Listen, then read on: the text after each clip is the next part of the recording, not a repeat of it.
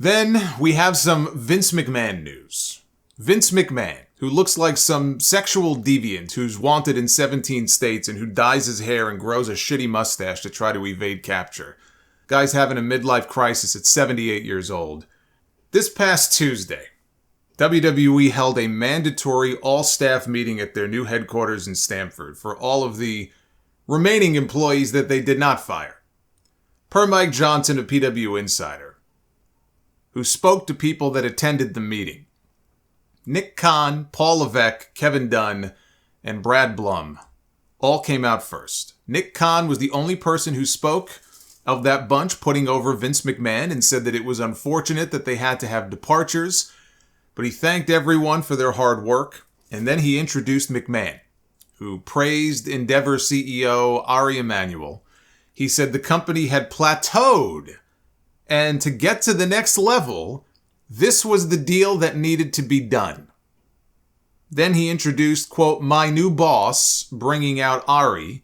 Ari then told the story of how he and his partners pursued Vince 20 years ago to represent WWE and become the company's agent. He said that he's looked to Vince for advice in the past, that it was always the right advice, so he's excited for this new era. He noted that his daughter now works for WWE and announced that she had just gotten engaged. Apparently she's been with WWE for a while. She wasn't just hired. She works there as an executive assistant. But that was pretty much the entire presentation. The entire thing was filmed by a WWE camera crew, and all of the executives came out from behind an old Monday Night Raw set. And there were said to be somewhere in the range of 300 to 400 employees present. Several employees noted that Vince McMahon was actually using a cane to walk up the stairs to the stage and then to walk to the podium where he spoke after his recent spinal surgery. They also noted that Vince was playing up to the employees that, I'm Vince McMahon, damn it, when he didn't get a big round of applause, and then he remarked to them, this is when you're supposed to clap, motioning for a response. And later, when they did clap, he joked, you're learning. This entire thing sounds like a Saturday Night Live sketch, but it's actually real. This man's ego knows no bounds. All of the executives, with the lone exception of Vince McMahon, stayed to converse and chat with employees after it was over. He left immediately after the presentation. Yeah, he was like, oh, my back hurts. I gotta go. Gotta go. Can't deal with the common folk. Per Fightful, they heard from several people in WWE who eye-rolled Vince McMahon's comments about WWE plateauing and needing to do the merger to take the company to the next level. This caused a lot of reaffirmation in beliefs that Vince wanted a deal so that he could return. The hell you say? No, I don't believe it. Of course, the whole guise under which he forced his way back into things in the first place was to pursue, in the company's own words, strategic alternatives. That is, i.e., a sale or a merger. And that would require him to be directly involved. Now, he was still the majority shareholder at the time. But boy, it looks a lot better if instead of forcing his way back in just because he can, if he could position it as, oh, I need to be back to facilitate a sale.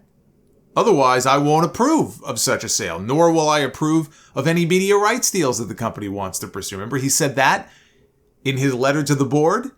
Because there was a lot of talk about the upcoming media rights negotiations, and basically he was holding them, his own company, hostage and saying, well, you're not going to get an approval on those media rights deal unless I come back and I'm involved here.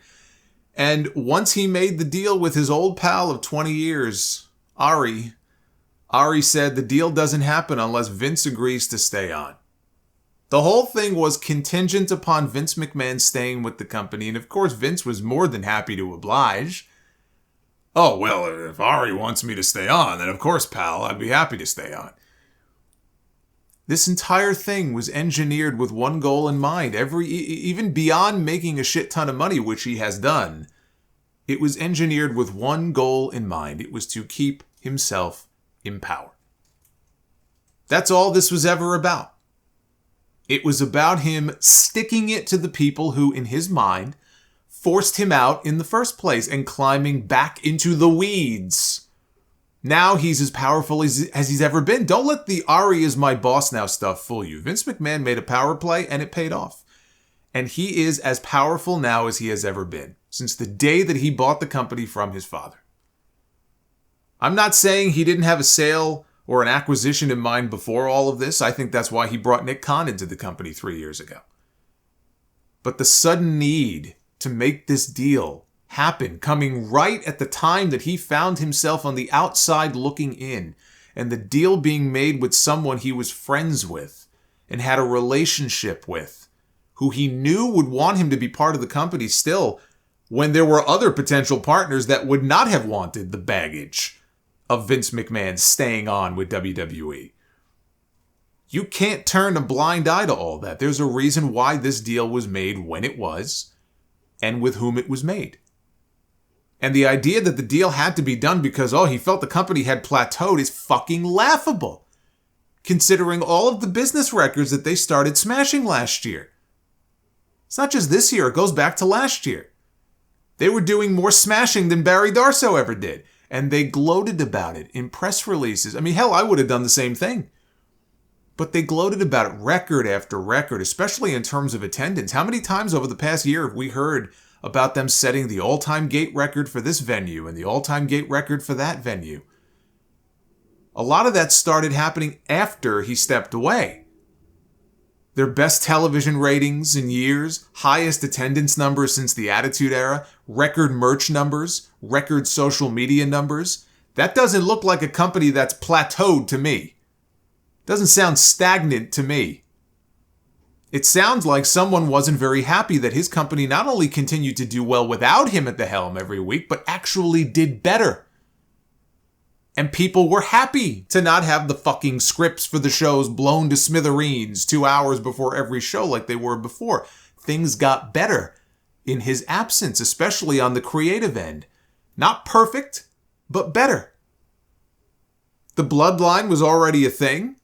Gunther had already been crowned Intercontinental Champion a month before Vince stepped down, but I have very little faith that that run that he's been on would have progressed the way that it has under Vince McMahon's full control and without Triple H's input into creative. LA Knight wouldn't even be a thing right now were it not for Triple H giving him his name back and dropping the Max Dupree shit. In fact, he would have been one of the names released this week. I guarantee it. He would have been on the cut list. Instead, he's one of the biggest stars in the company. Remember the Wall Street Journal reports, okay? This was months after the Hush Money articles first came out. That Vince felt he was given bad advice about stepping down.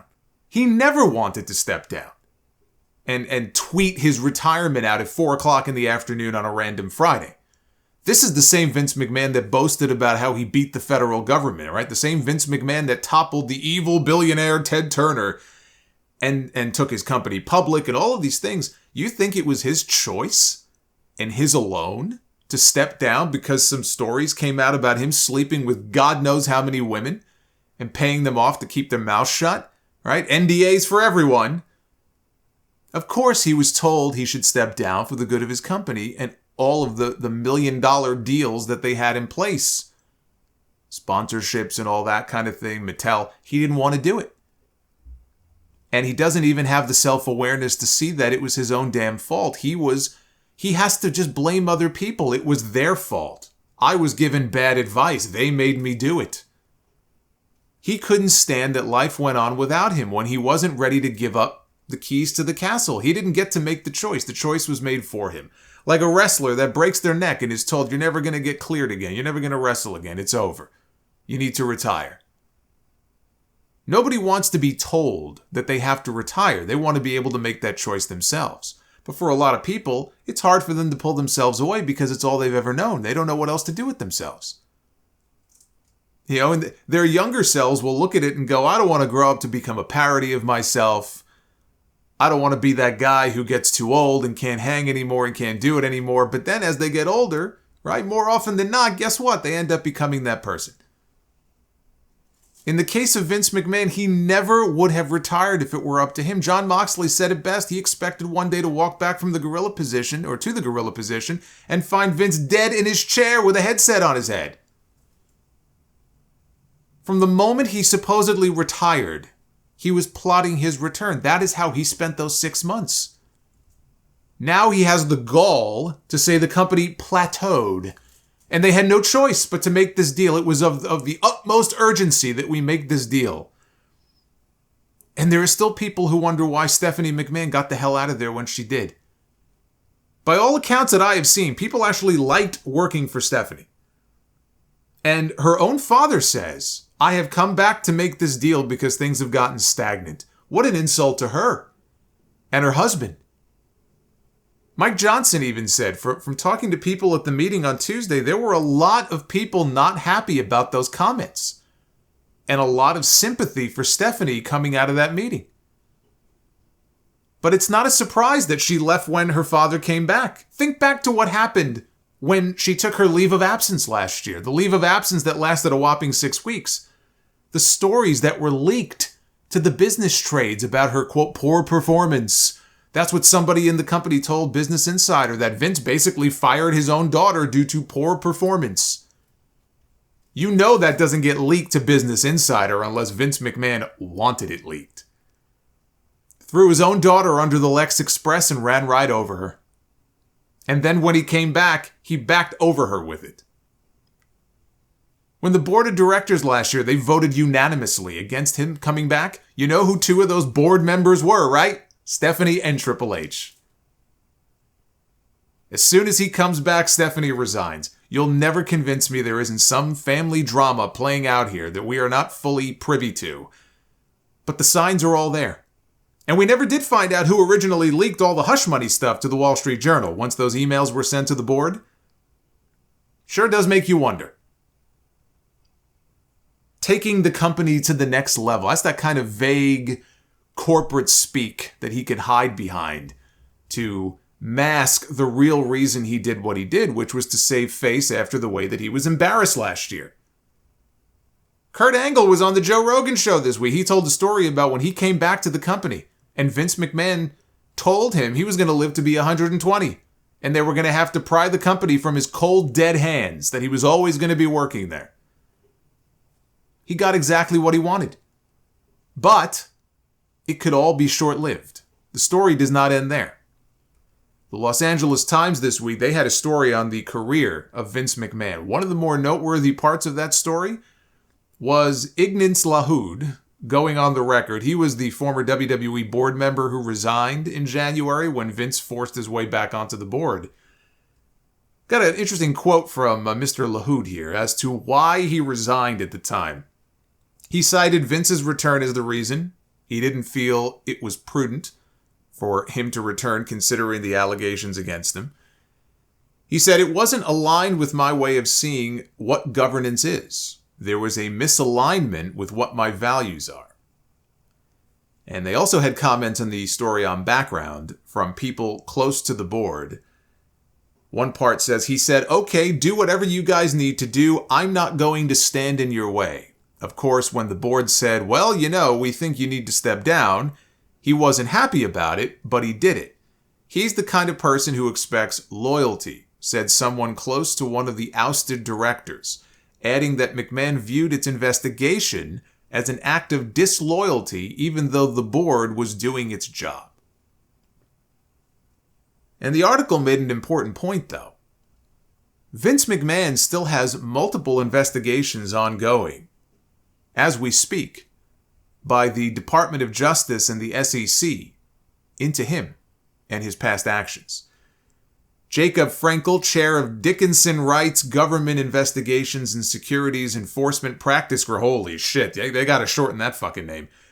He believes those investigations could lead to McMahon having to step down from WWE. He told the Times, the LA Times, that the findings of those investigations could be much broader than one company and its one majority shareholder. Depending on the potential findings, McMahon could face criminal and/or civil liabilities that could prevent him from serving as an officer or director of a public company, as well as a clawback of any ill-gotten gains. Now, I already got burned once before believing that this guy was gone. I am not assuming anything coming out of these investigations that it's going to change that. But this is one problem that he can't just throw money at to make it go away. He was served with a federal grand jury subpoena, and they executed a search warrant on his home over the summer. What they were looking for, we don't know. But it was serious enough for them to take that step. And then there's this story from Axios that dropped this week, also on Thursday. Thursday was a very busy day. The headline of the story was, WWE founder Vince McMahon sets the stage for his possible exit. Pro wrestling magnate Vince McMahon is hinting that he wants out of the family business, according to regulatory filings tied to WWE's recent merger with the UFC. The new combined entity, TKO, has registered all of McMahon's shares for sale, thus enabling him to avoid the lockup period that applies to other TKO shareholders, like Endeavor and Silver Lake. TKO first disclosed its registration plan on page 184 of an SEC filing early last month, and neither the company nor McMahon is commenting further. On first glance, this simply seems to be about giving McMahon flexibility, or maybe even giving TKO flexibility given the ongoing investigations. Particularly given the subsequent registration statement filed last week does not include any underwriters, but that same filing says that McMahon, alongside two other TKO executives, will be selling stockholders in this offering. That is a definite verb tense penned by lawyers who are paid a lot of money to be accurate. McMahon is one of TKO's greatest assets given his institutional knowledge of the business, but he is also one of its greatest liabilities, not only for past misconduct, including payoffs to cover up alleged sexual misconduct, but because in July he was served with both a federal search warrant and a federal grand jury subpoena, although the nature of the investigation is unclear and McMahon has not been charged with a crime. And that right there is the key. TKO itself says in a regulatory filing, quote, McMahon's membership on our board could expose us to negative publicity and/or have other adverse financial and operational impacts on our business. His membership also may result in additional scrutiny or otherwise exacerbate the other risks described herein. Any of these outcomes could directly or indirectly have adverse financial and operational impacts on our business. So you have TKO admitting, as WWE's own board of directors did prior to them making the deal with Endeavor, that Vince McMahon is a liability for their company and that he could have a harmful effect on their business. Ari Emanuel is not a stupid man. He knew what he was getting into when he made this deal. He was the one who sat next to Vincenzo on CNBC when the deal was first announced and said he wasn't going to let him walk away from WWE in order to make the deal happen. He had to be part of the deal. That's what he said. He's the one who allowed Vince McMahon to handpick 5 of the 11 board seats for this new company. Now he's their liability. You get what you pay for. They knew the risks that came with bringing this man on board. I don't buy the idea that Vince is eyeing the exit door. He's looking to get out. I would be shocked if he chose to walk away on his own. The only way he leaves is in a body bag. I don't mean to be morbid, but either in a body bag or because he is forced out. One thing that was proven true last year is that WWE does not need Vince McMahon. That was always the fear on Wall Street. What if something happened to Vince? What if he dropped one day and there was no more Vince McMahon? Right? It was even spelled out in their own financial documents, the damage that would be done to the company if something ever happened to this man. Well, something did happen last year. He got caught with his pants down, and he stepped aside. And guess what? Life went on. Not only did it go on, it got even better for the company. And I'm sure that bruised his ego. So if something were to happen again that took him away from the company, now we have proof. The folks on Wall Street don't have to clutch their pearls anymore. This company can survive and even thrive without Vince McMahon.